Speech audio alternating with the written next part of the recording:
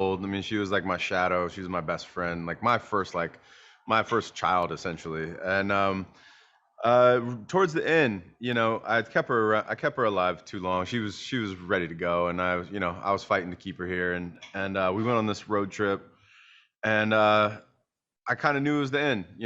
Got to say my goodbyes, and then when she came home, and on that road trip, I realized some pretty profound things. I was losing my best friend at like a really like. Hey guys. Yeah, who's that pretty boy? This is my girl Daenerys. She's like, what's happening? I don't like it.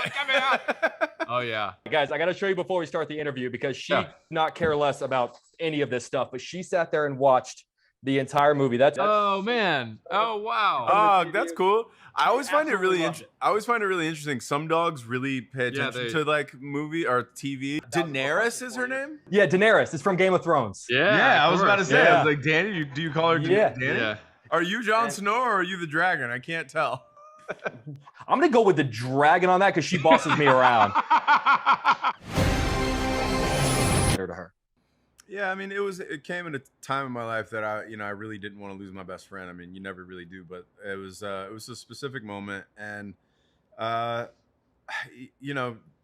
these really big moments, you either you let them destroy you or you try to learn from them, and they probably go hand in hand, to be honest. And this one was just, there was nothing I could do. Like, there wasn't, that we had done it all.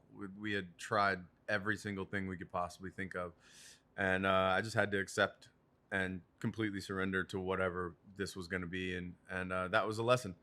And I remember I was really destroyed during it. And someone had just said, look, man, they're not supposed to be here forever. And they know that. And I was just like, whoa, that actually, like, for some reason, like, eased a little bit of my turmoil or whatever. And then came home and like told my buddy about like this road trip that I like took her on right at the end. And then we had been looking for something to direct. And this kind of felt like something that was emotionally charged enough and that we both knew very, very well. And then we kind of thought about it, and we didn't want to tell the verbatim story of like me and Lulu, but we wanted to kind of make something that was more in line with like what our life was together, and which was crazy and free and adventurous and joyful. And then we had made a documentary. She was like, I mean, I would have given my life for her in a second. And the one thing that I loved about my dog Lulu is like, she just wanted to be on an adventure. She didn't care what we were doing. She just wanted to be doing something with Dad. And they realize that they're kind of each other's tribe. Just being with each other was in a way healing, and just the presence of her was sort of intrinsically opening both of them up. Who knows? But the first, like, every time you come home is like the first time that you've come home, and like, it doesn't matter. I could walk out of the house for 30 minutes and then, that Cutie, my new dog, like, she's just like, oh my God, you're back. like, and it's, I think, such a reminder of joy is always sort of accessible, and even though we're humans, and I think we do focus entirely too much on the future and the past, you can really only experience joy in the present. And I think dogs are just so present. I think they're so, all of a sudden their whole state, they can go from like dead asleep to like, having the time of their life, and or switch to another emotion, really, really fast. And I think it's all in a real time sort of thing. Doesn't mean they don't want to go play fetch or go for a walk or something, but I think it's something beautiful. I think humans somehow, and just like there's just a connection and a compassion that I think he has, unlike almost anyone that I've worked with. And like, the connection is the will to want to understand something.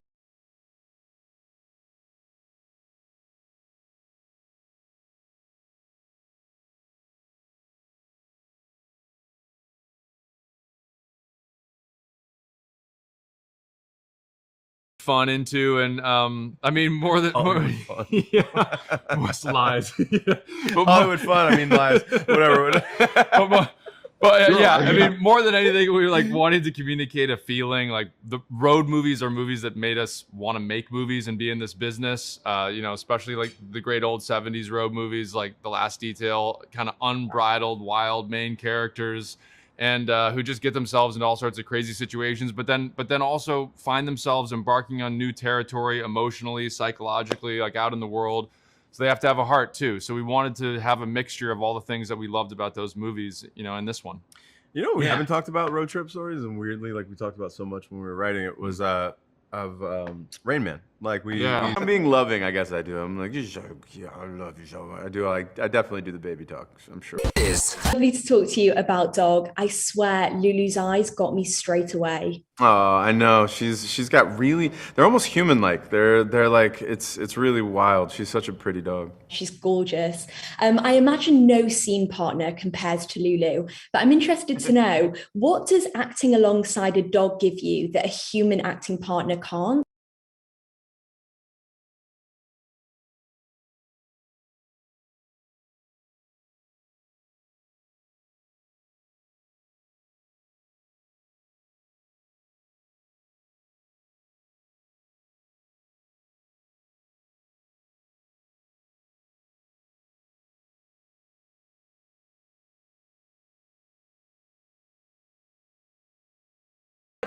What scent is that diptyque candle in the back there?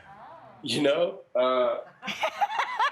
you can never actually read those things. Yes, Tell us. What does it say? Let's see. Let's hold it up and we'll figure it out. Yeah. It's like whatever that is. Oh my gosh. Oh, lavender. It's just like a bunch of letters. Yeah. It's just a bunch of letters. How nice. That must be very relaxing. Wow. Oh, hi right there. That is a great tease. Channing, always great to have you on the show. He's having a good time. Thanks for coming on. Dog is in theaters on Friday.